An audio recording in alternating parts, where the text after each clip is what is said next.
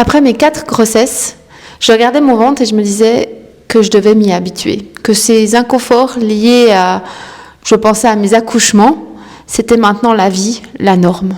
Sauf que non, ce n'était pas normal. Ce que j'avais, c'était un écartement des abdominaux. C'était une diastase. Et c'est grâce à Maude que j'ai pu mettre un mot sur mes inconforts. C'est grâce à elle qu'aujourd'hui, j'ai refermé ma diastase et que mes inconforts ont disparu. Alors, j'ai la chance aujourd'hui d'accueillir Maude derrière mon micro. Maude, elle est thérapeute en diastase. Elle est aussi l'ambassadrice de la méthode Toepler. Et elle milite pour qu'on en parle de plus en plus. Elle milite pour qu'on libère la parole autour de ce sujet. Et comme elle, je voudrais que les assurances prennent en compte la diastase et je voudrais qu'on en parle beaucoup plus parce que moi, j'ai passé 10 ans sans savoir que je souffrais justement de la diastase. Bref, dans cet épisode, on va donner des tips. Maude va donner des tips pour le quotidien.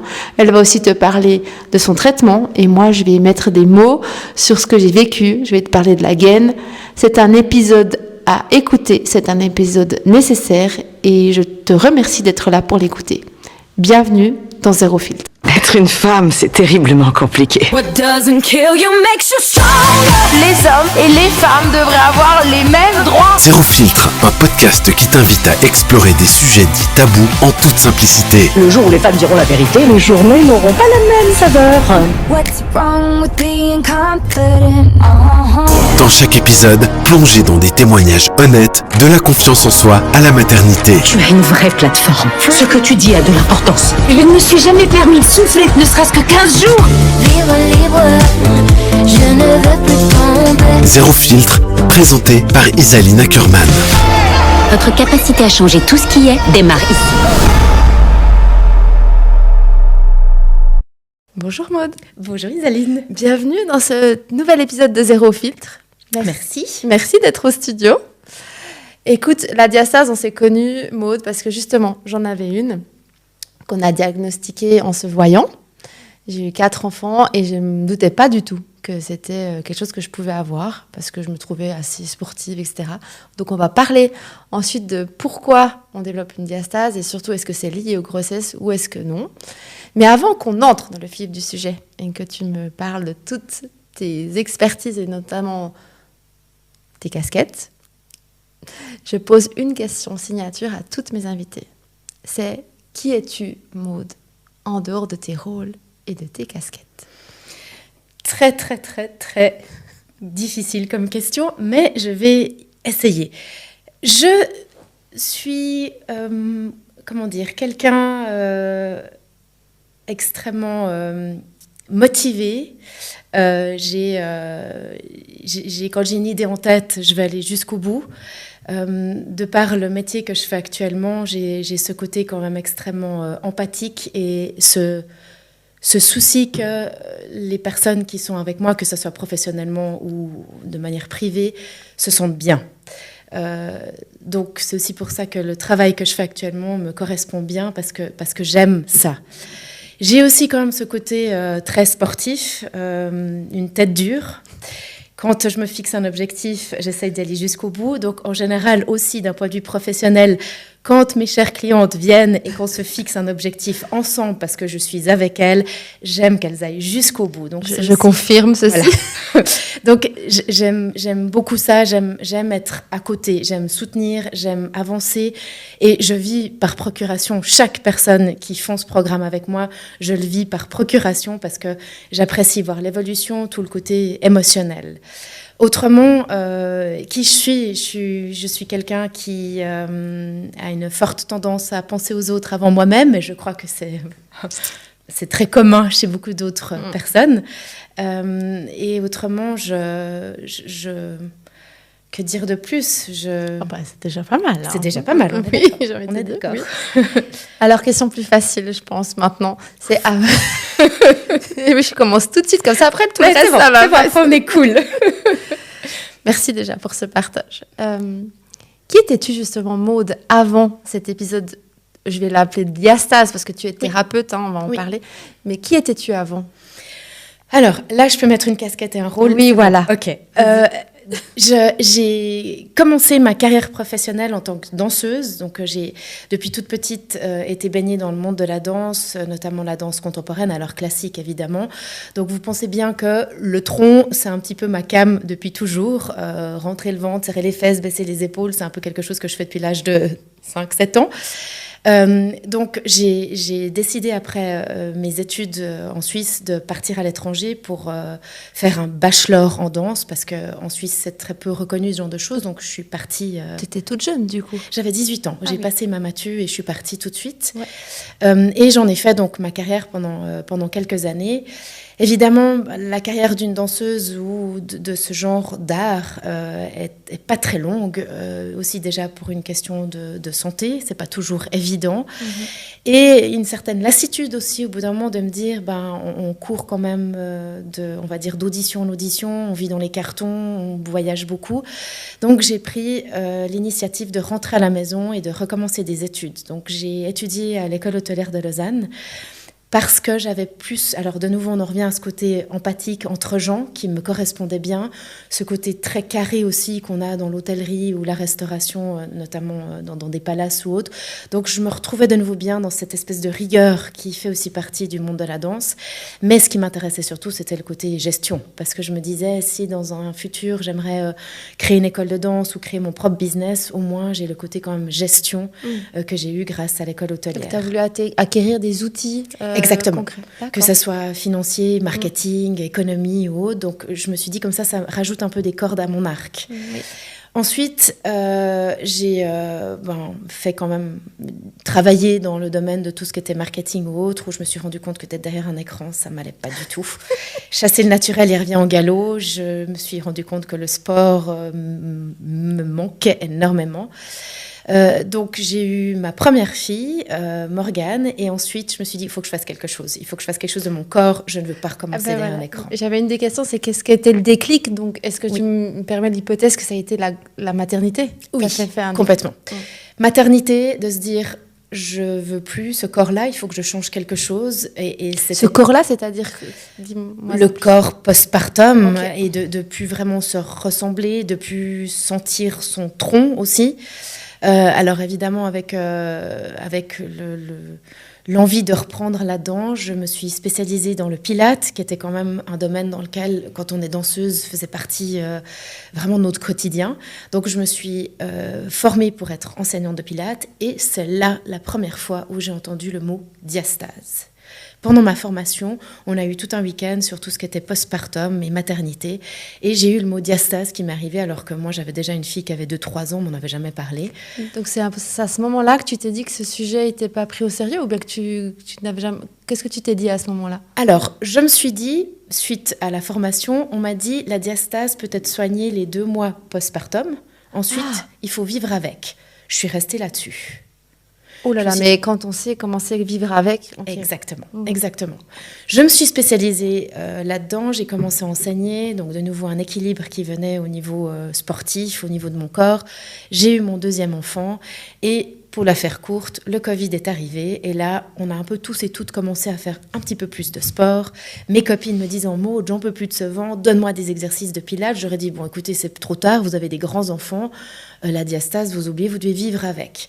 Au bout de la 4e, 5e copine qui me pose cette question, j'ai été un peu me renseigner sur Internet, et je suis tombée sur la méthode Toppler technique. Et j'ai vraiment été chercher, scruter, et c'est là où je suis tombée sur Julie Toppler qui a créé cette formation et ce programme, principalement à la base pour les femmes enceintes, pour qu'on puisse vraiment s'occuper des femmes enceintes et anticiper, et puis on va dire... Donc vraiment pendant la grossesse et pas comme tu le fais maintenant, après. Exactement. Okay, exactement. Okay. Après, de nouveau, il y a de tout, mais voilà, j'ai décidé de me spécialiser là-dedans, et j'ai eu la chance d'être la première francophone, en fait, qui faisait cette formation. Donc, elle m'a demandé de traduire tout le programme en français et d'être un tout petit peu l'ambassadrice du côté francophone. Alors, je ne suis pas la seule Suissesse, j'ai une collègue, mais qui est en Suisse allemande, elle qui est plutôt sur la partie suisse alémanique, et qui ne fonctionne pas avec la gaine qu'on a dans le programme. Donc voilà, moi j'ai un petit peu on va dire le monopole du côté francophone, puis depuis ça, je travaille là-dedans principalement. Donc en fait c'est un long chemin entre la danse, Oui. le marketing, l'hôtellerie, et Oui. pour arriver maintenant, comment tu te décris, quelle étiquette tu te donnes? Tu es thérapeute en... Oui, alors ça a été un long questionnement parce que c'est facile quand on fait tout en anglais, il y a des mots Voilà, très c'est ça. spécifiques, quand j'ai dû donner un nom sur mon business d'indépendante, je me suis dit alors j'ai été aidée parce que j'ai fait mes débuts avec des collègues de physio spécialistes pour le sport, et c'est là ils m'ont dit il faut que tu t'appelles thérapeute pour la diastase.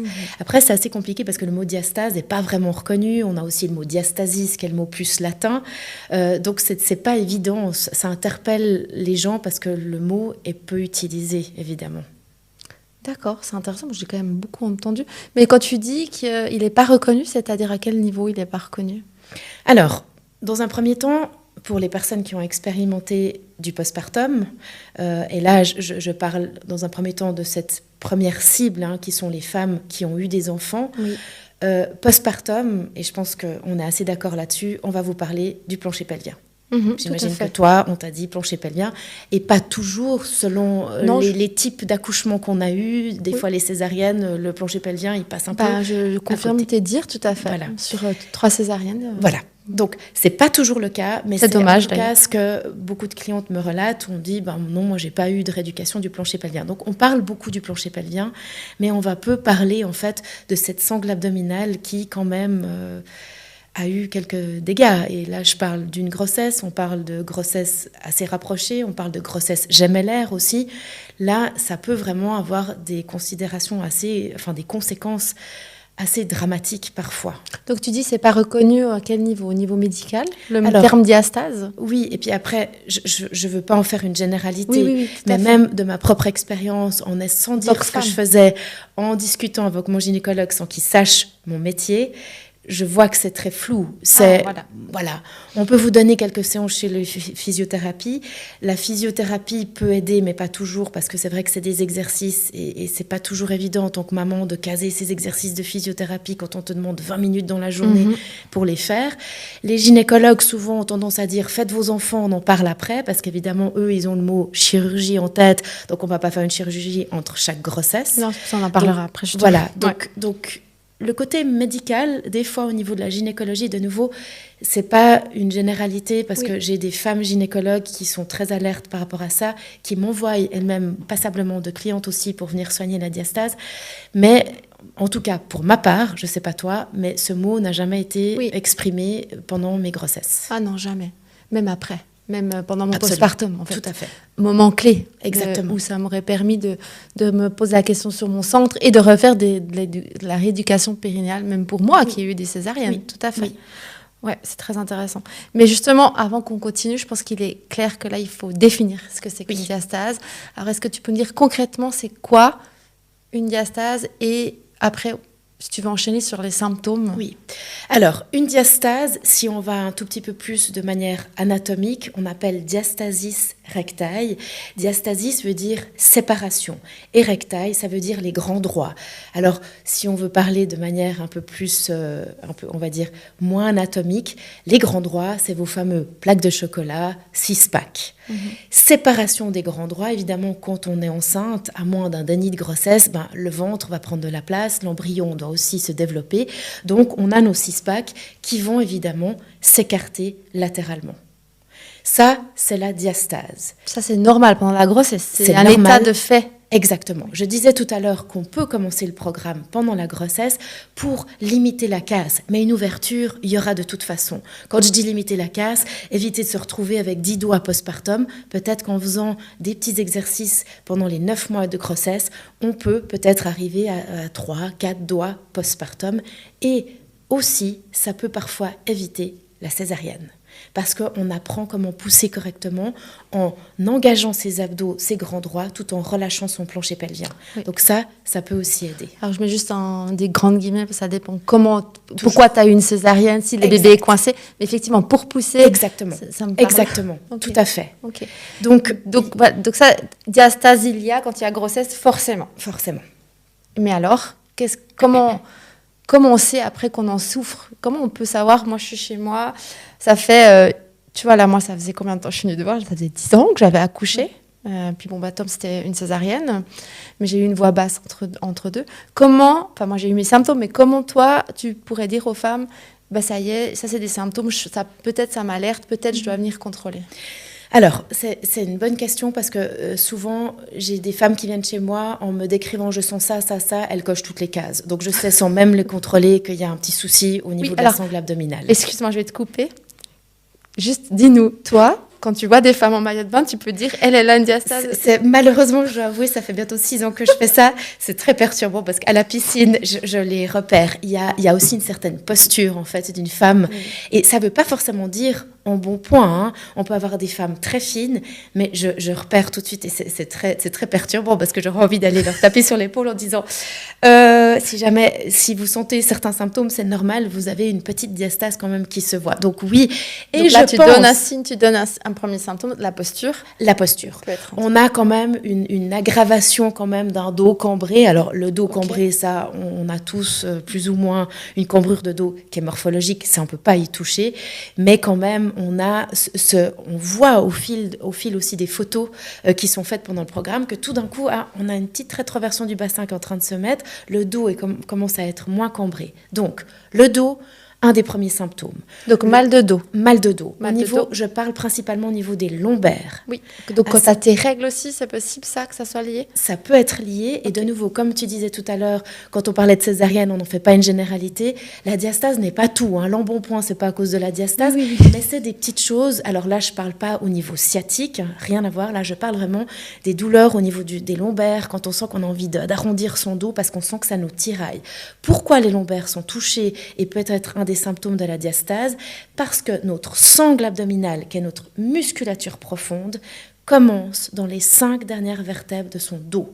Et c'est un des rares muscles de notre corps, donc notre sangle abdominale, notre ceinture abdominale, qui fait tout le tour de son corps. Voilà pourquoi quand on a une sangle abdominale ramollie, affaiblie, ça tire vers l'avant et du coup, ça peut créer des douleurs au niveau du bas du dos. Autre chose qui revient, qui est très récurrent, tout ce qui est ballonnement, j'irais même ajouter constipation. Tu peux ajouter. Voilà. J'ai vécu. De nouveau, on est dans une sangle abdominale, on a nos intestins qui sont plutôt vers le bas. Quand on a un relâchement, vos intestins, ils prennent toute la place qu'ils veulent. Ils sont confortables, ce qui va générer aussi une constipation. De nouveau, c'est pas une généralité, c'est pas parce que vous avez des ballonnements que c'est forcément une diastase, mais ça peut ne pas aider. Oui, et puis je confirme que la première sensation qui m'a fait vraiment me dire là, il y a un problème au fil du temps, c'est en plus des douleurs que tu te dis après accouchement, tu vieillis, tu vois, tu essaies de te dire c'est ok, ou bien je revis bientôt mes règles, donc voilà, mais c'est vraiment cet inconfort intestinal et ce ventre qui pointe dès que tu manges un truc. Exactement. En fait, et ça je me disais mais c'est quand même pas normal, j'avais pas de ventre avant et je fais attention, donc c'est quand même une espèce de quand on réfléchit aux symptômes, se dire dans notre globalité de vie. Tout à fait. Voilà, donc les ballonnements, oui, ça peut être d'autres choses, mais exactement, à prendre en compte. Exactement. Les constipations, moi c'était le point absolument final. Je me dis, là, j'ai jamais été constipée de ma vie, même enceinte, donc là, il faut aller voir. Voilà, exactement. Et puis après, de nouveau, on peut parler aussi à des intolérances, il y a plein d'autres choses qui peuvent être la cause, mais cette partie-là peut aussi aider. On peut avoir une personne qui est intolérante, qui est déjà dérangée au niveau intestinal, mais en plus, on rajoute à ça la diastase. Alors, c'est un combo parfait pour être hyper mal. Moi, je donne toujours l'exemple, je dis toujours, est-ce que quand vous êtes à jeun, vous avez un ventre plat, vous buvez un thé ou un café, vous êtes enceinte de 2 mois, là, il y a quelque chose qui ne va pas. C'est un très bon point, exactement. Autrement, d'autres choses, alors on a parlé de la posture, au niveau du dos, au niveau du ballonnement, et après, on a quelque chose qui est un tout petit peu plus visible, les hernies ombilicales, sus ou sous-ombilicales, ces petites bosses qui sortent, ou alors le nombril qui ressort malgré le fait qu'on soit plus enceinte, ça c'est des petites hernies. Alors on dit bien hernies ombilicales non douloureuses sont souvent les conséquences d'une diastase. Alors normalement avec le programme on doit réussir, en tout cas le nombril on voit grâce aux photos qui rentrent gentiment, ça avait été le cas pour toi, on voit qu'il y a eu un changement au niveau de ton nombril. On voit plein de choses. Ouais. Après les hernies, suivant quand elles sont là depuis 10-15 ans, on va rien pouvoir faire. Et puis, les médecins opèrent rarement quand c'est pas douloureux. Pourquoi aller faire une chirurgie qui n'est pas nécessaire? Mais ça, c'est un des symptômes aussi d'une diastase. Et est-ce que moi, tu vois, je me sentais... Alors ça, c'est pas un symptôme, je dirais, vraiment tangible, mais je me sentais, je vais dire le terme, ouverte, en fait. Oui. Je me sentais pas... sécure dans mon centre. Oui. Il y a comme un espèce des problèmes. Des fois, j'avais des douleurs à l'aine, je ne savais pas expliquer. Oui. Alors, j'ai toujours mis ça un peu sur le compte, justement. Moi, j'ai eu des règles douloureuses, une adénomiose, donc l'habitude de souffrir pendant mes règles. Donc, je me suis toujours dit, ouais, c'est ça. Mais n'empêche que depuis que j'ai fait le traitement avec toi et que j'ai terminé, je n'ai plus cette sensation d'être ouverte, je suis complètement refermée, j'ai une sensation beaucoup... Enfin, on est sur le centre, on est sur quelque chose qui est quand même très important, je trouve, dans le corps humain. On peut parler de chakra, on peut parler d'autres choses. Et pour moi, ça, c'est aussi un symptôme quand on ne se sent pas... je ne sais pas, en tant que femme, on a ces petites intuitions... Avec tout le reste que tu viens de citer, je pense qu'il est temps d'aller te voir, en fait, en tout cas d'aller faire contrôler. Et ça, c'est un point qui, ces dernières années, revient très souvent. J'ai des personnes, tu as parlé du mot centre, et c'est vraiment ça, comme on dit en anglais le core, pour nous, c'est vraiment le centre. Et c'est quelque chose qui, pour moi, c'est magique, et je me dis... J'ai réussi quelque chose. Quand une personne va me dire ce genre de choses, je me ressens recentrée, je sens mon centre, je sens que c'est de nouveau connecté, il y a à nouveau un lien entre mon haut et mon bas du corps. Pour moi, ça, c'est une réussite. Et je sais que ces personnes-là ne reviendront plus jamais chez moi pour contrôler parce qu'elles ont intégré qu'il y a à nouveau quelque chose qui a repris vie, en fait, ici. Oui. Et ça peut être des fois très, très fort. J'ai des fois des clientes qui en ont les larmes aux yeux et qui n'ont plus envie de partir en me disant « je veux pas enlever cette gaine, je me sens de nouveau connectée », tout ça. Et pour certaines personnes qui font un programme sur du long terme, entre 9, 12, voire 15 semaines, des fois, c'est vrai qu'elles font plus qu'un avec ce matériel qui vient l'aider et elles ressentent une connexion qu'elles avaient complètement laissée de côté. Et puis ça, c'est clair que c'est une des choses les plus importantes. Et moi, j'adore quand on vient me répéter ça en disant je peux de nouveau rentrer mon ventre et je sens qu'il se passe quelque chose. Oui.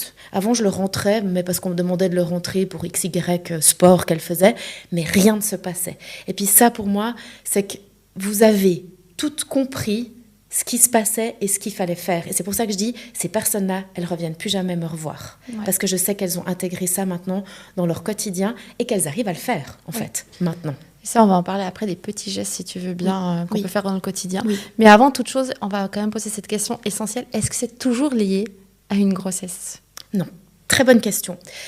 Je dis toujours la cible principale, alors Judith Toppler disait c'est vraiment les femmes enceintes, c'est vrai qu'on peut y travailler. Moi j'ai eu la petite tendance à ne pas travailler avec la gaine pendant les grossesses, je ne suis pas très confortable avec ça. Après la cliente fait comme elle veut, si elle veut ou pas. Donc, juste coupe, donc ça veut dire que tu reçois aussi des femmes en gros, oui. Ok, oui. Et très souvent je reçois des femmes postpartum. Et ensuite, pour les grossesses qui suivent, elles gèrent toutes seules. Elles font toutes seules leur programme, elles gèrent. Et j'ai très souvent des retours super où elles me disent « Waouh !» mais limiter la casse plus. Donc, c'est-à-dire qu'elles sont parties avec une diastase de 10, elles l'ont refermée, elles ont une deuxième grossesse, elles sont arrivées à 3-4 postpartum et elles ont géré toutes seules. Libérons la parole, vraiment. Voilà, exactement. Parlons-en. Donc, femme enceinte, femme postpartum. Mais en effet, on est, pour une fois, tous égaux. Les hommes, pour une fois. Les femmes et les enfants, tout le monde peut en souffrir. On est avec une diastase. Nos 3 premières années de vie, la diastase va se refermer. À moins qu'on ait, alors là c'est un exemple, il y a d'autres possibilités, mais si on a un enfant qui souffre de reflux gastrique avec ce mouvement un peu vomitif, ça va empêcher la paroi abdominale de se resserrer correctement.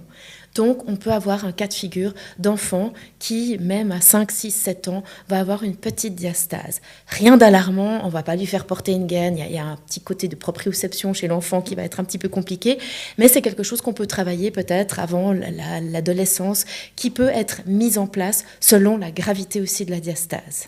Intéressant. Donc, en fait, il faudrait presque en parler au pédiatre. Bon, on ne va pas débattre de ce sujet. Entre autres, et à certains profs de sport, selon les exercices d'abdos qu'ils font, ou certains types de sport aussi, que les enfants font avec des abdos qui ne sont pas forcément très très bons pour eux. Les femmes enceintes postpartum, mais les femmes sans enfants aussi. J'ai eu des jeunes de 20-25 ans pendant le Covid qui ont fait des mauvais abdos, qui ont débarqué chez moi, pas du tout enceintes, mais qui ont eu une séparation de leur grand droit. Peut-être moins importante qu'une femme enceinte, mais c'était le cas aussi. J'ai des femmes aussi d'une 60-70 d'années qui n'ont pas eu d'enfants, mais qui font certains sports qui ne sont pas bons pour leur tonus musculaire au niveau de la sangle abdominale. Et ça, peut-être que j'en parlerai après, de quel type de sport Tout à fait. peut avoir peut-être un petit avertissement. Et les hommes, alors on rigole avec, on dit en anglais le beer belly, le fameux ventre à bière. Vous pouvez observer, aller vers 40, 45 ans, hein, les hommes, on a ces fameux tissus conjonctifs qui sont notre glu des abdos, qui ont de moins en moins de collagène, hein, c'est pas que un leurre marketing, le collagène. Bah non. Donc on a un petit peu, ils gardent leur rythme de vie, hein, leur petite boisson, les repas, leur sport, mais petit à petit, on sent que leurs abdos s'écartent aussi gentiment. C'est rarement quelque chose d'extrêmement impressionnant comme une femme postpartum, mais ça reste, si vous regardez un homme de profil avec ce petit ventre qui va vers le devant alors que potentiellement c'est un sportif, ça peut aussi être une diastase. Mais aussi des hommes ou des femmes qui ont des magnifiques plaques de chocolat. Vous pouvez voir chez certaines personnes qui font peut-être un petit peu plus de musculature superficielle, on peut y trouver des fois vraiment cette petite rayure entre les deux abdos qui sont une ouverture de nouveau pas de 5, 6, 10 doigts, 1, 2 doigts, mais qui peut être considérée comme une diastase. Donc en fait, ça concerne beaucoup de monde. Oui. Et avant qu'on aille justement sur les sports que tu m'as dit avant, enfin pas interdits, mais pas conseillés ou qui peuvent favoriser une diastase, j'aimerais quand même qu'on dise, c'est quoi les risques de ne pas soigner une diastase? Genre, si moi j'étais restée avec ma diastase, bon, elle n'était pas très ouverte, mais quand même, hein, j'avais des inconforts. Et oui, c'est quoi les conséquences? Alors, déjà, pour juste rebondir sur ce que tu disais, en effet, tu n'avais pas 10 doigts de diastase, mais tu as un petit gabarit. Tu as une petite femme très fine. Quand on dit 5-6 doigts de diastase, ça reste quand même une grosse ouverture. Oui. Il est vrai que selon le gabarit de chacun, c'est vrai qu'un homme qui aura une cage thoracique beaucoup plus volumineuse et puis qui sera beaucoup plus grand, on va se dire 3-4 doigts, c'est pas grand-chose, mais ça reste quand même une ouverture. Maintenant, si on ne soigne pas ça, le problème, tout ce que j'ai cité comme, on va dire, comme symptômes, va avoir des conséquences dramatiques, c'est-à-dire qu'elles vont s'aggraver. Les douleurs de dos vont devenir de plus en plus chroniques. On commence à avoir des douleurs de dos quand on dort également, les ballonnements, prise de poids aussi, parce que comme notre sangle abdominale est plus tonique comme elle devrait, ça va évidemment s'écarter, ça va rendre notre tonus au niveau des tissus conjonctifs encore plus mou et ça va aggraver cette situation.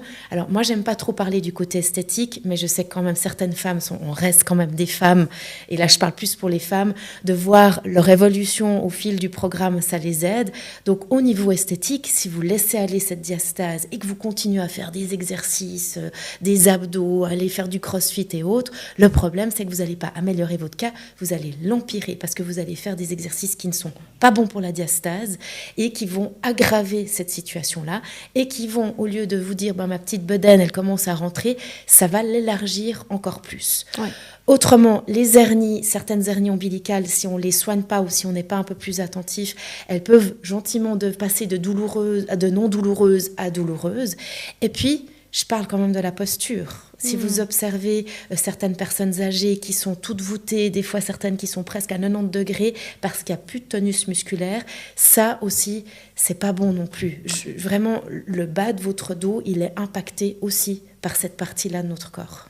Et est-ce qu'on peut parler de la... Je ne sais pas si on dit descente d'organes. Oui. On peut parler de ça. C'est aussi un risque qui peut être... Alors, tout ce qui va être prolapsus ou descente d'organes... prolapsus, c'est le bon terme. N'a pas forcément un lien direct avec la diastase, mais ça peut aider. Mais souvent, quand on a déjà une bonne descente d'organes et qu'on a une diastase et qu'on doit la soigner, la descente d'organes, en général, on veut juste... la limiter et pas qu'elle aille plus bas. C'est quelque chose, alors c'est pas de mon domaine là, mais qui la plupart du temps n'est pas, on va dire, est irréversible. On doit juste stagner et éviter que ça pousse vers le bas.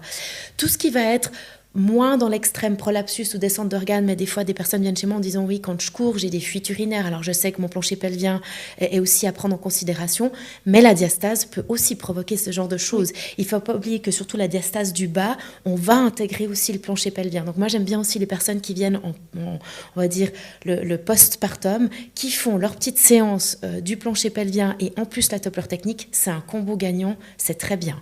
Je profite, comme tu parles, du prolapsus et de la descente d'organes. Je suis très attentive pour les personnes qui viennent chez moi de faire attention au programme. Elles ont une attention spécifique au niveau du port de la gaine où de temps en temps, je vais éviter qu'elles le portent pour éviter d'aggraver leur situation.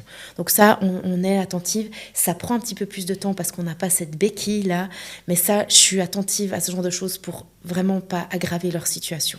Ça, c'est important que tu le dises. Et on va parler après de comment ça se passe, Oui. le traitement. Mais justement, revenons-en au sport. Oui. On conseille, par exemple, moi, je faisais beaucoup de dégainage de face. C'est d'ailleurs comme ça que ta collègue Nathalie a vu à Isaline, il faudrait peut-être que tu ailles contrôler ta diastase. Donc, le gainage, on conseille les abdominaux, on conseille de faire du sport. Mais avec toi, en te côtoyant, j'ai appris qu'il y a des sports qui, en plus, n'étaient pas bons pendant que tu as une diastase, mais qui, en plus, peuvent favoriser une diastase. Oui. Est-ce que tu peux nous les citer, s'il te plaît? Alors, dans le programme avec Julie Toppler, elle a spécifié certains sports qui peuvent être provocateurs. Alors, de nouveau, n'en faites pas une généralité. Hein. C'est ce que je dis toujours, c'est toujours à prendre avec des pincettes ce genre d'informations. Mais il s'avère quand même que les sports que je vais vous citer, j'en ai quand même la preuve parce que les personnes qui viennent chez moi, et notamment la jante masculine, font ce genre de sport. Alors, on va commencer par le tennis. Je ne suis pas en train de vous dire que Roger Federer a une diastase, évidemment, parce qu'il y a un tel renforcement musculaire derrière. Mais quand on est dans du tennis amateur, où tout ce qui compte est finalement de renvoyer sa balle en revers et en coup droit, vous n'allez pas vous dire « Attends, il faut que je gaine, il faut que je maintienne, et puis maintenant, je vais faire mes revers et mes coups droits. » Ça va vous fausser complètement le lancer de la balle. Mais le tennis, tout comme le golf, tout comme la natation, notamment le crawl et la brasse papillon.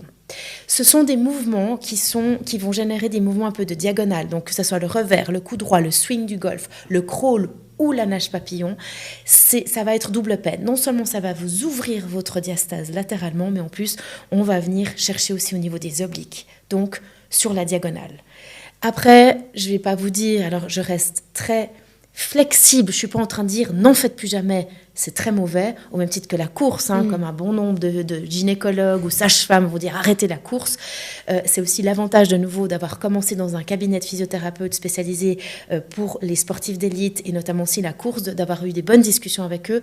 C'est toujours n'allez pas dans l'extrême. Si vous faites du tennis 5 fois dans la semaine, je vais vous dire faites attention parce que vous êtes sujet ou sujette à souffrir de ce genre de choses ou à en provoquer une sur du long terme. Alors, je vous disais, la jante masculine, j'en ai environ 2 hommes par année. À l'unanimité, ils font soit du golf, soit du tennis. Et ils ont une bonne diastase qui est bien présente. Mais ce sont des hommes qui jouent le jeu. Et dorénavant, dès qu'ils ont fini le programme, ils portent la gaine quand ils font leur sport à risque. Et j'ai une petite anecdote d'une dame qui est une golfeuse qui part à travers tout le pays, toujours. Elle va au Portugal, elle va à droite à gauche pour faire ses 18 trous. Et elle m'envoie chaque fois un petit message pour me dire « je porte la gaine ». Donc voilà, il y a des gens qui ont aussi décidé que quand ils font du sport, ils porteront la gaine coûte que coûte. Ça, c'est intéressant parce qu'effectivement, j'ai skié, je l'ai porté. Il y a une espèce d'amour-haine. D'abord, on l'aime pas trop. Oui. Et après... Voilà, on a du mal à se séparer. C'est comme une béquille, en fait. En effet. Ben justement, parlons-en.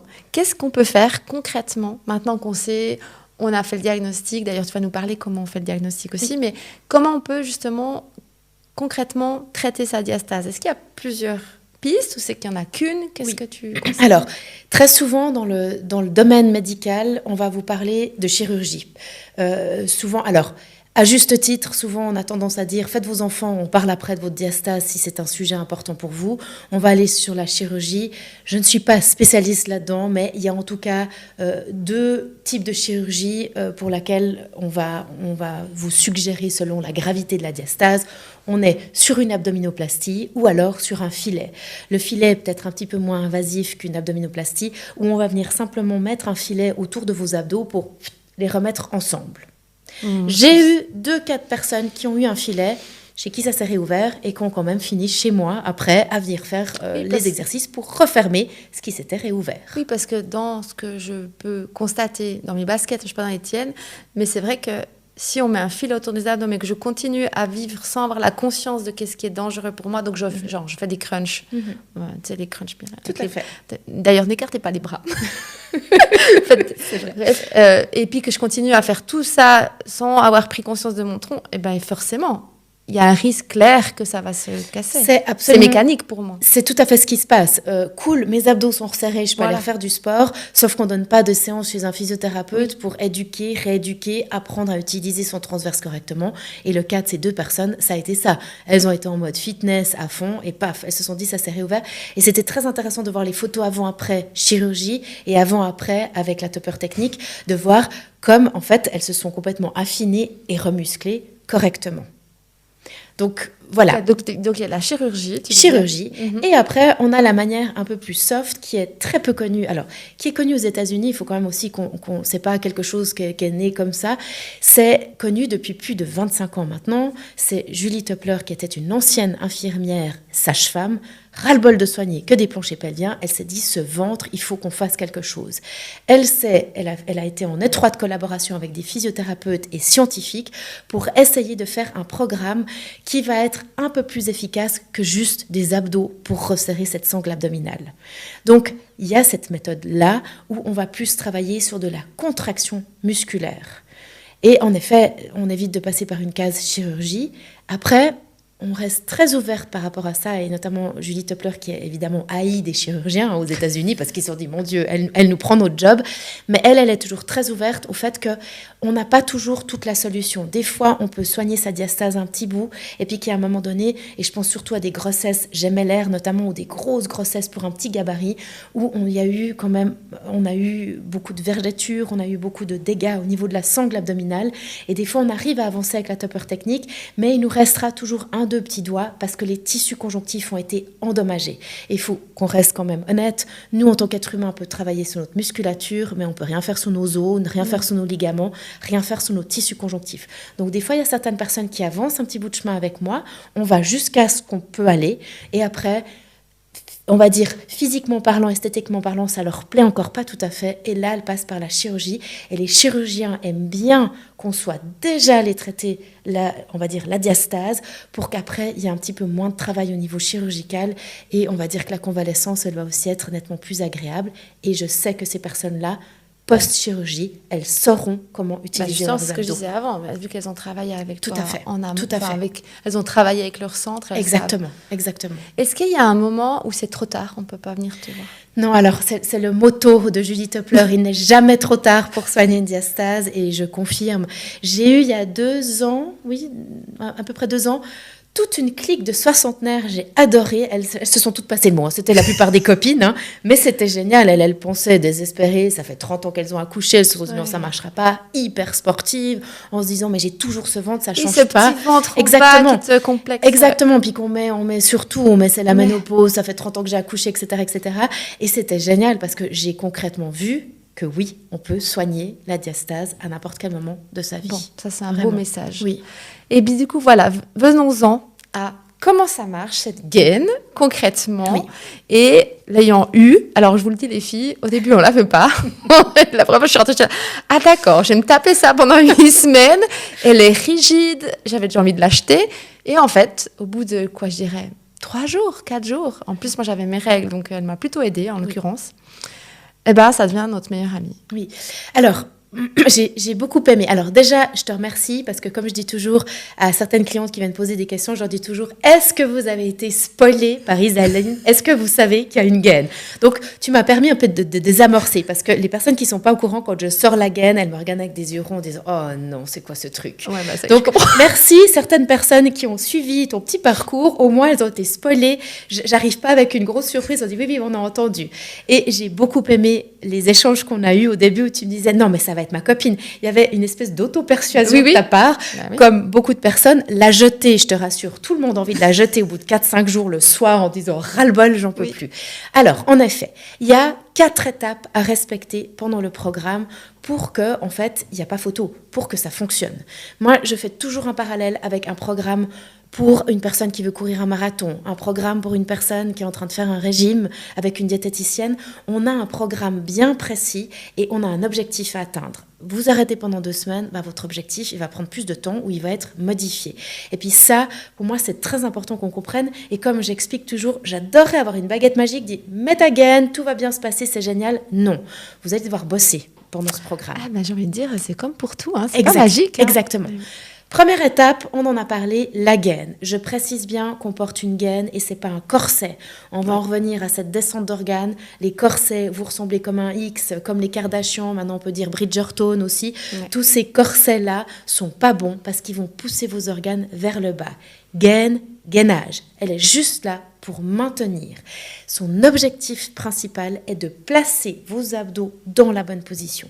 Quand on met la gaine, c'est ce qu'on veut. Et c'est pour ça que je dis que Julie Toppler, elle s'est entourée de physio et de scientifiques pour se dire, on ne fait pas juste des abdos. Là, on va venir mettre cette béquille, comme on peut dire, qui va venir placer les abdos dans la bonne position pour que, étape numéro 2, on y travaille en faisant 3 types d'exercices. Alors, je reviens à la gaine.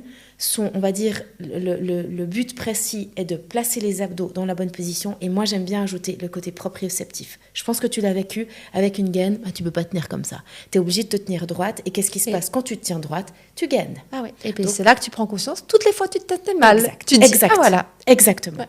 Étape numéro 2, les exercices. On a 3 types d'exercices. Les 2 premiers exercices sont plus des exercices un peu de contraction musculaire qui sont à faire tranquillement en position assise et au fil des semaines, on peut les caser en voiture. Alors certaines personnes arrivent en promenant le chien, je ne sais pas si ça a été ton cas, mais vraiment, mais j'ai toujours, il faut une bonne dizaine de jours ou une quinzaine de jours pour, Julie Toppler aime bien ce mot, visualiser. En fait, on est en mode, je ferme les yeux, je contracte, allez, mes abdos se resserrent, pour vraiment prendre conscience de ce qui se passe, parce qu'au début, on ne ressent pas grand-chose. Non, là, je confirme. Voilà. Il faut bien 10 jours, et puis après, moi, me mettre un peu 15. Moi, j'avais en plus mon gilet lesté, mais vraiment, après, ces exercices-là, à tout moment, même encore maintenant, je suis en voiture, là, je peux même les faire, vous n'allez pas le voir. Exactement, et c'est vraiment le but, mais je dis toujours, tout comme l'inconfort de la gaine, moi, j'ai toujours donné une quinzaine de jours pour qu'elle épouse la forme de votre corps, puis qu'elle soit bientôt votre amie, n'est-ce pas, Isalie? Alors, elle est dans un tiroir actuellement, mais elle va bien. Mais elle ressort pour le sport, c'est très bien.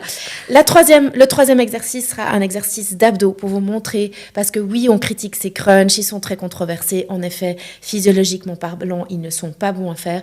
Mais là, on apprend vraiment des crunchs améliorés, comme je dis, qui ne vont pas mettre en danger la diastase, qui au contraire vont venir aider à refermer la diastase et qui prennent un tout petit peu plus en considération le bas-ventre, donc un tout petit peu plus le plancher pelvien. Étape 3 et 4, pour les personnes qui nous écoutent et qui sont finalement pas super emballées par faire le programme, c'est des informations qui restent très importantes que vous pouvez imbriquer dans votre quotidien. Et c'est pas les plus faciles à intégrer dans le quotidien. L'étape numéro 3, c'est maintenir son transverse quand on va le mettre en danger. Je rappelle, transverse, c'est votre sangle abdominal. Et qu'est-ce que je veux dire quand on le met en danger? Dans 2 mouvements bien précis. Chaque fois que vous allez vous pencher vers l'avant. Alors, les mamans avec des enfants en bas âge, on est tout le temps au salon, accroupi, à remonter, à redescendre, reporter, reposer. Ça, typiquement, pensée nombril qui touche la colonne vertébrale à chaque fois qu'on se penche. Les mamans des ados, pré-ados, les chaussettes qui traînent par terre, les chaussures en vrac à l'entrée, gainez à chaque fois que vous rentrez, parce que je suis sûre qu'au bout de la 3e fois, vous répétez de ranger, ils ne l'ont pas fait, donc finalement, on finit par le faire. Essayez de penser nombril qui touche la colonne vertébrale. Videz son lave-vaisselle. Ouais, j'allais le dire. Passez l'aspirateur. Toutes ces petites choses où vous vous penchez, et à partir de ce moment-là, vous allez me détester parce que vous allez vous rendre compte qu'il y a un nombre de choses dans notre quotidien où en fait, on se laisse aller. Vider son lave-vaisselle, soyons honnêtes, c'est tellement ennuyeux. On est là en haut, en bas, en bas. Essayez maintenant de vous dire, est-ce que je gaine? Est-ce que je rentre mon ventre vers l'intérieur? Je vous explique pourquoi c'est important de faire ce mouvement-là. C'est qu'à chaque fois qu'on va se pencher, si vous souffrez d'une diastase ou alors d'un affaiblissement au niveau de votre sangle abdominale, le problème est que chaque fois que vous vous penchez, si on a même une petite diastase ou même un affaiblissement, le problème c'est que vos organes, intestin, estomac, vont venir appuyer sur vos tissus conjonctifs. Et comme le nom l'indique, tissu conjonctif, impossible de retenir le poids de ces organes. Donc qu'est-ce que ça va faire? Comme un sachet en plastique, vous mettez des litres et des litres d'eau, ça tire, et ça aggrave votre situation. Donc même avec une diastase, le simple fait de penser, allez, je rentre vers l'intérieur, ça minimise en tout cas l'impact et le poids et la lourdeur sur votre diastase. Donc là, même les gens qui ne sont pas en traitement avec toi, mais qui nous écoutent, les filles surtout, les femmes, Oui. vous pouvez déjà commencer Absolument. moi c'est ce que j'ai fait, Oui. à serrer dès qu'on fait tous ces petits gestes. En fait. Oui. Et tu m'avais dit un truc important parce qu'on est en saison hivernale, Oui. avec le ski. Oui. Toutes les femmes aussi qui prennent les enfants du ski de côté, là. Très important. Ouais. Très important, et j'ai eu, et peut-être la personne en question nous écoutera, j'ai eu le cas de figure d'une jeune femme qui a fermé sa diastase super bien, génial, trop bien, elle enlève sa gaine. Le week-end qui suit, elle va faire du ski avec son petit de 3-4 ans. Elle se retourne pour le prendre entre les jambes, pour monter en thé ou en assiette. Elle m'a dit, j'ai senti que ça fait crac. Alors, ça s'est pas réouvert d'un coup, Oui. mais ça s'est quand même réouvert un tout petit peu. Donc, en urgence, elle est revenue, on a remis des petites choses en place. C'est aussi raison pour laquelle maintenant, je dis toujours, quand on finit le programme, alors ça, c'est une information qui vient de moi, de Maud et pas de Julie Tepler. Je dis toujours, les 2 mois qui suivent le programme, protégez votre sangle abdominale quand vous faites du sport. C'est ça que je vais te demander, c'est parce qu'on a parlé de traitement, etc. Puis sur les réseaux, on m'a quand même beaucoup demandé, mais comment on sait que ça s'est maintenu? Comment tu évalues la stabilité du résultat, en fait? Oui. Alors, la stabilité du résultat, déjà, première chose, et ça, c'est la plus sûre, c'est l'instinct. Comment on se ressent. On a senti comment c'était quand il n'y avait plus rien qui se passait. On a senti comment c'est quand c'était resserré. Donc ça, c'est des petites choses. Et je dois avouer honnêtement que les personnes qui font le programme avec moi, on devient extrêmement nombriliste au sens propre du terme, où on est un peu toujours en train de se regarder en se disant non mais j'ai peur, non mais est-ce que vraiment. Donc ça, et puis après, si vraiment, moi je dis toujours post-programme, moi je suis aussi là, je dis toujours, je parle du service après-vente, je suis là, on peut repasser, on peut venir faire un petit test. De toute façon, tout est en votre possession post-programme, donc tout vous appartient, donc c'est facile de ressortir la gaine et de faire les exercices. Pour en revenir à l'étape 3, on se penche, j'avais dit 2 mouvements bien précis, quand on porte. Normalement, les personnes qui sont déjà fragiles du dos, elles doivent gainer comme des malades quand elles vont porter des choses, mais je pense à nos enfants, surtout les enfants bas âge qui sont tout en bas, là où on doit les porter, et là vous devez gainer comme une malade, parce que de nouveau, là c'est hyper important de protéger ses lombaires. Et tu avais dit 4e. Oui, et je précise juste quand je dis gainer, nombril qui touche la colonne vertébrale, rentrez votre ventre, contractez votre périnée, ça m'égale, mais ayez cette sensation de je rentre vraiment vers l'intérieur pour éviter d'aller étirer vers l'avant. 4e étape, et là aussi vous allez me détester parce que ça va rentrer dans votre tête, et c'est, je pense, la plus difficile, se lever et se coucher correctement de son lit, de son tapis de yoga, du réformeur. Quand vous êtes en salle de sport, ne vous couchez pas comme ça et ne vous relevez pas comme ça, parce que là, quand on souffre de diastase, vous poussez tout vers l'avant tel un A. Et nous, on veut que vous fassiez un V vers l'intérieur. Donc, pour les femmes qui ont expérimenté d'être enceintes, comme quand on est enceinte, pour les autres, mettez-vous sur le côté pour vous lever. Et pareil, pour se coucher. Pour éviter d'engager votre sangle abdominale qui, chez certaines personnes, est fragile. Vous allez juste aggraver votre situation. Donc là, tu vas nous donner tout plein de petits tips au quotidien, déjà pour contracter et surtout pour se lever correctement. Oui. Ouais. Oui. Et au niveau de la durée du traitement, en combien de temps on peut se dire... Je sais que c'est difficile, mais donne-moi une fourchette. Alors, je vais tout de suite rebondir là-dessus. J'aime bien rajouter une 5e étape qui rentre en considération sur la durée du programme, qui est de nouveau, ce n'est pas Julie Tepler, c'est moi, rigueur et discipline. Si vous cochez les 4 cases, portez votre gaine, faire vos exercices, maintenir votre sangle abdominale quand vous la mettez en danger, vous levez, vous couchez correctement, il n'y a aucune raison que ça se passe mal. Mais de nouveau, quand je parle de rigueur, il y a des exercices à faire. De nouveau, c'est pas comme si j'avais une baguette magique puis je vous dis allez, c'est bon, ça va bien se passer. Les exercices sont à faire matin, après-midi et soir. Ça vous prend pas plus que 7 minutes et on doit, au fil du temps, les imbriquer dans son quotidien. Donc, la durée, elle va dépendre de votre implication, déjà, et aussi de la gravité de la diastase. Plus on a une petite diastase, plus le programme, évidemment, va durer de manière réduite. En général, mais vraiment en général, et puis ça, c'est de la pure théorie. Il y a rien de scientifique là derrière, il y a aucune preuve qui a été fondée, mais moi, je le constate avec le temps. Je dis toujours, un doigt et demi se perd toutes les 3 semaines. Donc, vous venez chez moi avec 3 doigts de diastase. En 6 semaines, normalement, le programme devrait être terminé. Si on respecte 4 plus 1, toutes ces étapes, il n'y a aucune raison que le programme dure plus longtemps. Après, on est dans une zone, novembre, février, de virus, de gastro, de pneumonie, etc., etc. De fête de Noël. De fête de Noël. Donc, des fois, on doit un peu mettre en stand-by ou on enlève la gaine. Évidemment, quand on a la gastro, on ne va pas garder sa gaine. Donc, des fois, ça risque de prolonger de quelques jours ou semaines, mais c'est tout à fait OK. Mais en règle générale, on parle d'un programme sur 9 semaines pour des diastases entre, on va dire, à partir de 4-5 doigts. Là, on va vraiment être sur du 9, 12, 15. Aux États-Unis, on va jusqu'à 24 semaines selon la gravité de la diastase. Mais là, je vous parle de cas assez conséquents, entre 15, 16, 17 doigts. Donc là, c'est encore un autre registre. Ça n'a jamais été mon cas jusqu'à présent. Oui, puis je veux quand même poser ici, parce que toi, tu ne l'as pas dit, mais ces exercices dans une vie réelle, la première étape sont totalement compatibles avec une vie de famille. Je l'ai vécu. Puis c'est symptomatique si on n'arrive pas à s'accorder 7 minutes, les filles. Enfin, venez me voir pour autre chose. On va parler de temps à se consacrer, où on se met en priorité, parce que quand même là, on parle de santé. Mais je suis la première à avoir dit à Maud, là, j'ai pas pu, parce qu'on était hyper occupés. Cependant, c'est des exercices qui sont, je trouve, très facilement intégrables dans notre vie. Et après, bon, la deuxième partie où on a nos abdominaux qui sont couchés, alors ça, certes, mais en même temps, c'est une durée limitée, on sait pourquoi on le fait, et puis je trouve que justement, on voit tout de suite, quand on vient te voir, tu prends des photos, c'est quelque chose qui est très, très, très motivant. Oui. Et franchement, je sais pas, ça dépend quel âge ont vos enfants, mais en l'occurrence, moi, j'avais mes garçons à côté de moi, et ils ont fait des abdominaux, comme moi, je le faisais. Et voilà, donc en fait, n'ayez pas, parce que j'ai eu des retours par rapport à ça, il ne faut pas que ce soit un frein dans votre processus d'y aller avec Maud. Et je pose aussi ici, parce qu'on va parler d'autre chose, le diagnostic ne fait pas mal. Non. C'est important. J'ai des fois des personnes elles sont là, je suis dégoûtée que vous touchiez votre nombril. Si jamais il y a d'autres cas comme ça, je ne touche pas votre nombril. Votre nombril est un trou de toute façon. Je ne vais pas dans le nombril, mais je sais que certaines personnes qui ont justement complètement oublié cette partie-là, ça les rend pas à l'aise qu'on touche cette partie-là. J'essaye en tout cas d'être le plus délicat possible, mais non, en effet, ça ne fait pas mal du tout.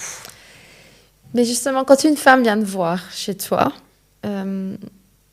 qu'est-ce que tu ressens? Parce qu'on parle beaucoup de vente, d'esthétique, mais je pense que tu travailles sur autre chose.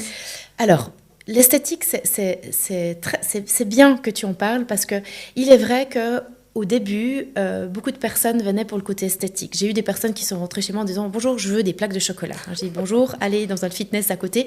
Moi, je travaille sur la musculature profonde. Moi, c'est mon dada depuis que je suis toute petite. J'aime la musculature profonde. D'ailleurs, je donne des cours de renforcement musculaire parce que la sangle abdominale, pour moi, c'est plus important que d'avoir un six-pack. Donc déjà, là, j'essaie tout de suite de remettre en place et de bien expliquer. Chez moi, vous n'allez pas avoir un six-pack. Alors, sur un malentendu, oui, parce que vous allez tellement gagner que ça va se créer. Mais ce n'est pas mon objectif. Donc, la sangle abdominale, c'est une chose. Le côté esthétique, c'est une chose. Mais je constate aussi que, à mes débuts, quand les personnes venaient que pour une raison esthétique, je les perdais à mi-parcours. Parce qu'elles venaient pas pour les bonnes raisons et que, excuse-moi du terme, mais ça les saoulait de faire leurs exercices, de porter la gaine. Elles se sont dit, bon, je préfère peut-être la case chirurgie. Ça sera moins long, ça demandera moins d'implication. Mais il y a beaucoup de post-opératoires aussi. Donc, je me suis dit, là, il faut que je me méfie aussi du côté esthétique, raison pour laquelle aussi je poste peu d'avant-après sur les réseaux, parce que pour moi, c'est autre chose. Et tu as tout à fait compris, c'est autre chose. J'ai des fois des personnes qui viennent m'expliquer leur parcours, qui sont en larmes. J'ai limite envie que vous me disiez que j'ai une diastase parce que je ne sais plus quoi faire. Et puis ça, c'est extrêmement touchant, et j'en ai beaucoup qui sont vraiment, on sent que c'est borderline, qu'il faut vraiment qu'on les aide à un moment donné, parce que ça reste quand même un petit soupçon esthétique, parce qu'elles ont perdu en fait la notion de leur corps d'avant, et puis elles essayent de retrouver quelque chose, mais en même temps elles me disent je peux pas faire de sport parce que j'ai mal au dos, parce que j'ose pas faire ces exercices. Donc il y a une mauvaise communication là autour, puis elles savent pas par où commencer. Donc des fois je suis un peu leur point de départ, où elles se disent bon, si j'ai une diastase, je viens la soigner et ensuite je peux faire du sport.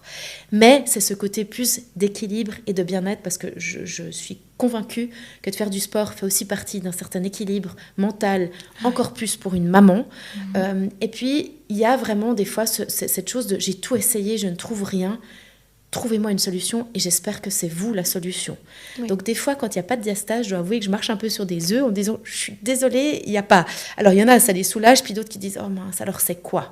Donc oui, il y a quelque chose de beaucoup plus profond. Les personnes, souvent, maintenant, elles viennent pas pour dire, ben voilà, j'aimerais affiner ma taille, j'aimerais perdre du poids. Ben, c'est pas chez moi qu'il faut venir pour ce genre de choses. Affiner la taille, oui, ça C'est c'est une sûr. conséquence de ton traitement, mais c'est pas un objectif. Exactement, en fait. exactement. Et puis, c'est pas comme ça qu'il faut le prendre parce qu'on va être perdante. Non. Et puis avant qu'on conclue, parce que déjà le temps passe à une vitesse incroyable avec toi, tu connais ma position féministe. Oui. Et j'ose émettre l'idée que c'est encore un sujet qui est peu parlé parce que ça fait partie de la santé de la femme, en fait. Et tout ce qui se passe avant, après grossesse, on n'en parle pas vraiment. Les femmes, c'est OK qu'elles souffrent, en fait. Et quand j'en ai parlé sur les réseaux, c'est vrai que j'ai eu pas mal de femmes en colère de l'autre côté qui étaient « Mais comment c'est possible que j'en entends parler que par toi ? Comment c'est possible que les experts n'en parlent pas ?» Et du coup, je voulais ton avis à toi sur ça, sur ce sujet. Alors, je suis extrêmement remontée aussi là-dessus. Déjà, juste l'approche par rapport aux assurances, parce que c'est aussi quelque chose qui est quand même assez récurrent, hein, de dire est-ce que les assurances prennent en charge. Alors, c'est très aléatoire. Je peux pas vous dire avec certitude. Chaque assurance va prendre ou pas, mais très souvent, on ne parle pas de diastase, on ne prend pas en considération la diastase. Quand on va parler de chirurgie, la chirurgie réparatrice fait que vous devez avoir un nombre de doigts assez considérable pour pas être chirurgie esthétique. Donc ça, c'est aussi d'une injustice. Donc j'aimerais, si les assurances nous écoutent une fois, de pouvoir avoir une discussion puis de dire on est tellement dans la prévention actuellement où on aimerait avancer là-dedans, mais ça peut être tellement salvateur pour éviter d'avoir des chirurgies, ne serait-ce que juste pour le filet, pas forcément une chirurgie extrême en abdominoplastie. Je suis convaincue que ça allégerait beaucoup de chirurgies qui sont pas forcément nécessaires si on pouvait être aidé de la part des assurances. Parce qu'évidemment, certaines personnes me disent « je ne peux pas, Maud, je ne peux pas, je n'ai pas... » Oui, parce que ça a un coût. C'est un coût, exactement. Et puis, c'est très, très triste. Et on n'est pas le seul cas ici en Suisse. Hein. Aux États-Unis, c'est la même chose. Un peu moins les pays du Sud, l'Amérique du Sud. J'ai de temps en temps eu quelques Sud-Américaines qui m'ont dit « ouais, nous, on gaine en fait quand on sort de la clinique. En fait, c'est rentré dans les mœurs. Hein, ça, Bon, la Suisse, prenez exemple, s'il vous plaît. » Franchement, et j'ai quelques Espagnols aussi qui me disaient « ah mais non, normal. » Et j'avais une jolie métisse qui est venue un jour et qui a éclaté de rire quand je lui ai sorti la gaine. Elle m'a dit « ma maman, elle va se moquer de moi. » Je dis « pourquoi ?» Ma maman, elle a eu 5 enfants, elle est africaine, elle a gainé, elle m'a dit « gaine, gaine, gaine. » Je dis « mais non, ton truc et tout ça. » Elle me dit « si elle me voit avec la gaine, elle va se moquer de moi. » Malheureusement, pourquoi on ne prend pas exemple? Parce que c'est la clé, c'est la solution en fait. Et c'est dommage qu'on n'en parle pas plus. Et c'est pour ça que moi je dis toujours, si les assurances reviennent vers mes clientes avec un questionnaire ou autre, je dis toujours, je suis ouverte, donnez-les-moi, je réponds. Si je peux avoir un dossier immense et leur envoyer, leur dire, allez-y, prenez en considération ça. Mais oui, j'adorerais pouvoir collaborer avec les assurances et puis pas être contre eux parce qu'il n'y a pas que le plancher pelvien, vraiment. Okay. Bon, alors le message est passé. Et j'aimerais juste placer ici que oui, c'est un coût, mais tu es très ouverte à la discussion. Il ne faut pas que ça soit un frein. Tout à fait. N'est-ce pas? Absolument. Qu'est-ce que tu aurais envie de conseiller aux jeunes mères ou aux mères moins jeunes qui nous écoutent? Qu'est-ce que tu aurais envie de leur dire? Je vais rebondir sur le mot centre, parce que le centre, c'est quelque chose qui est très important en tant que maman, pas en tant que maman, en tant que femme aussi, qui évolue, qui se prend aussi les hormones en pleine tête. Hein. On est un peu dans cette cible-là où on marche aussi sur des œufs par rapport aux hormones, et que malgré tout, le centre est quelque chose qui, pour moi, est important pour pouvoir évoluer et puis pour aussi se sentir bien dans ses baskets. Et puis, je pense que de laisser cette partie-là se dire « ah, je sens plus, c'est pas grave, je continue à vivre », je pense que sur du long terme, ça peut avoir des conséquences pas très agréables non plus. Vraiment global, en fait. Exactement. Sur la santé mentale aussi. Il y a un équilibre aussi qui se fait au niveau de la tête. Et puis, je ne veux pas parler d'esthétique, mais malgré tout, c'est comme je te disais la dernière fois, on reste des femmes. Puis quand on regarde nos photos, puis qu'on regarde l'évolution, ça fait un petit coup qui fait du bien. Et puis, pour vous, pensez à vous. Voilà ce que je veux dire. Pensez à vous. prenez du temps. Alors peut-être postpartum c'est difficile, attendez peut-être 2-3 ans, attendez peut-être que votre enfant commence l'école, vous avez un petit moment pour vous, mais prenez un petit moment pour vous, et si vous n'arrivez pas en effet, allez voir Isaline, parce que là c'est quelque chose pour soi-même en fait, de venir se reconnecter en fait, c'est ça. Ah ouais, complètement. Qu'est-ce que ça t'a appris ce travail sur le corps des femmes ? Je l'adore mon travail, vraiment je suis heureuse déjà d'avoir eu le cran de me lancer à faire ça pour moi, de plus avoir quelqu'un qui me dit quoi faire au-dessus de moi. Et je me suis vraiment trouvée, c'est l'échange que j'ai avec toutes les clientes que je vois passer, parce que toutes sont différentes, c'est d'une richesse. Et aussi de soigner à quelque part certaines personnes qui ont des blessures aussi, de par qui se supportent pas depuis toujours, avec ou sans grossesse, et puis qui disent mais mon Dieu, je revis, je ressens des trucs, mais pourquoi je ne vous ai pas connus il y a 20 ans Il y a 20 ans, donc pour moi, c'est une richesse. Ce travail-là, c'est pas un travail, c'est un plaisir que j'ai, et je suis chanceuse de pouvoir faire ce genre de choses, de pouvoir avoir un panel de femmes complètement différentes, où des fois c'est un peu plus difficile, des fois c'est plus facile, des fois j'ai des warriors, des fois j'ai des un peu plus allez, faut que je me booste, j'arrive pas. Et moi j'adore, je parlais au tout début du côté entre gens et de vivre par procuration. Alors quand il y a des échecs, je les vis aussi, un peu moins bien, aussi je suis là, mince, j'ai échoué à quelque part, j'essaie de me remettre aussi en question, mais moi ça m'apprend l'humain en fait, et j'adore ça, vraiment. Qu'est-ce que tu dirais à la Maud qui était danseuse ou qui était en école hôtelière ? Qu'est-ce que tu lui dirais si tu l'avais en face aujourd'hui ? Je lui dirais que son travail d'arrache-pied, parce que, pour être vulgaire, j'en ai chié, on va dire. Ça n'a pas toujours été facile. C'est des carrières qui sont assez compliquées d'un point de vue physique, d'un point de vue aussi conscience corporelle. Et puis là, si je me retourne en arrière, je dis, bon, j'ai quand même réussi, j'ai atteint exactement. Le petit coup de... Oui, t'as atteint ce que tu voulais. Et puis, je fais quelque chose qui m'apporte un équilibre. C'est pas une contrainte, ce que je suis en train de faire. Puis je me dirais, voilà, ça a été difficile. Les RH, quand elles voyaient souvent, anciennement, quand elles voyaient mon CV en disant, alors, où est la ligne rouge, le fil conducteur de ce qu'elle a fait ? Elle a été danseuse, école hôtelière, marketing. Mais corps. Oui, le corps.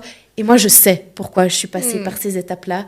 Et je dirais, bien joué Maud. C'était pas facile au début, mais tu y es arrivée. Et puis, j'ai envie d'évoluer encore plus là-dedans. De plus m'aventurer dans la femme. Je parlais avant des hormones, tout le côté ménopause, péri-ménopause, qui pour moi est aussi un sujet qui est tellement vague, incertain, où personne ne sait, ou autre. Et ça serait ma deuxième étape, toujours liée à la diastase. Et bien justement, parle-nous un petit peu de ton actualité, où c'est qu'on peut te retrouver ? Alors, moi, mon cabinet est encore pendant un petit moment à la place de la Gare, à Lausanne. Donc, je suis littéralement située à côté de la voie 1. Donc, pour les personnes qui aiment les transports publics et qui vont... C'est parfait. C'est génial, parce qu'autant vous dire qu'à la Gare, il n'y a plus de place de parc. Oui. Je vous dis pour un petit moment, parce qu'on sait qu'à la Gare, il y a beaucoup de transformations et potentiellement certains bâtiments vont être démolis, mais pour le moment, je suis située ici, donc facile d'accès. Je dois aussi préciser que depuis l'année dernière, je fais des formations, donc je forme alors pas n'importe qui, il faut vraiment avoir un background lié au corps médical ou alors être enseignante de yoga ou de pilates. Donc, j'ai une collègue qui maintenant est sur le Valais, j'ai quelques collègues qui sont plus dans la direction Blonay, une autre qui est sur Morges, et puis j'en ai une qui est aussi plus sur Lausanne, plus vers les Hauts-de-Lausanne.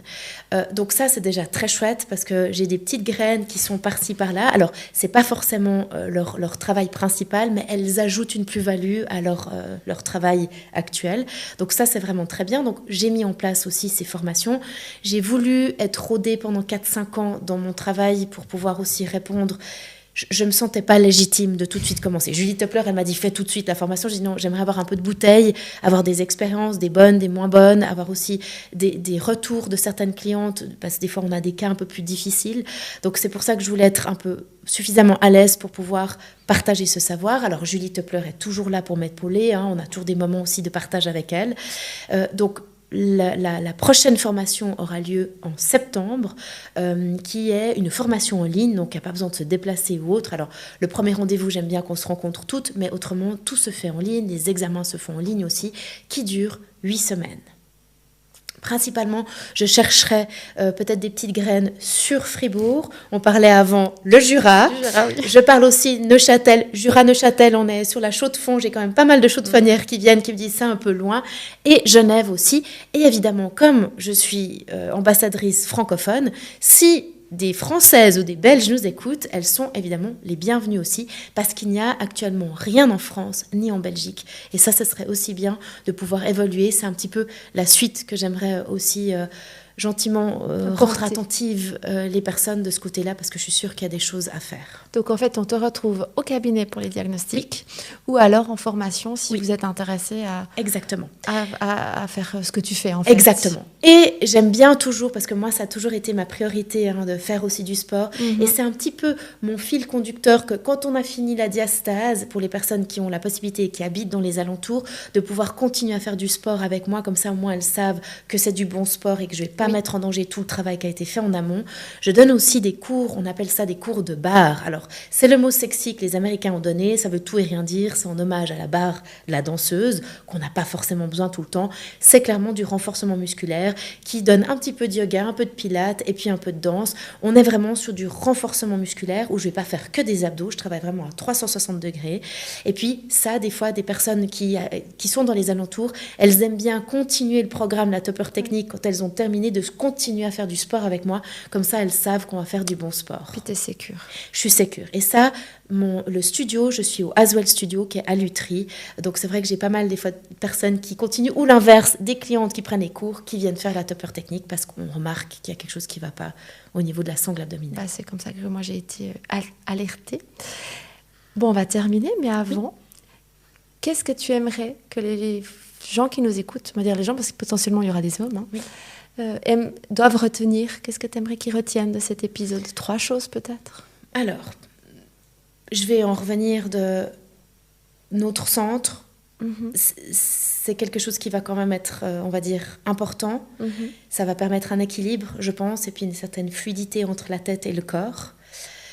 L'autre des choses, essayez quand même, si vous avez des doutes, de quand même aller un petit peu plus loin dans d'aller même un physio ou même des copains qui sont dans le domaine, d'essayer quand même de contrôler s'il n'y a pas quelque chose qui peut être dérangeant et éviter de l'aggraver, surtout les personnes qui font beaucoup de sport. Je pense au crossfit ou à ces sports un petit peu de musculature superficielle. Qui tendance actuellement. Exactement, de faire attention quand même à cette partie-là, parce que ça ne va pas forcément sur du bon. Même le Pilates réformeur, les filles. Oui. Voilà, je le dis.